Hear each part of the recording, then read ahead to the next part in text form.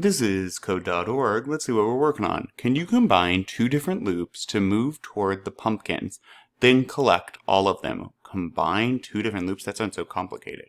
So let's keep in mind we only have one block out here, yep, and we can use no more than 5. Okay, so notice the little 1 here. That means they don't want us to use more than one move forward. Yikes. But we have to get all the way over here. I'm just going to start putting down code that's going to be wrong, but it helps me think.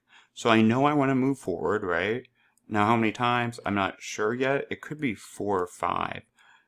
And this helps me, again, figure it out. So obviously I'm already over blocks. This isn't the solution, but with code, you get to be wrong and test stuff all you want.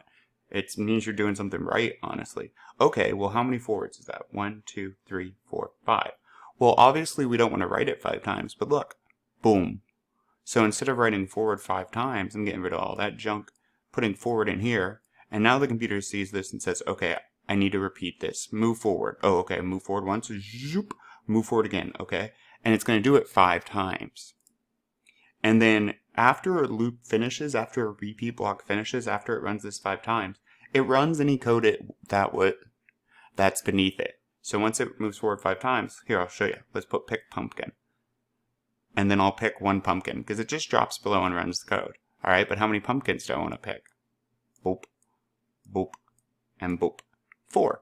However, I'm over the block count. But look, once again, I am repeating myself. So in code, if you're repeating yourself, you want to be careful. There's probably a better way, and a lazier way.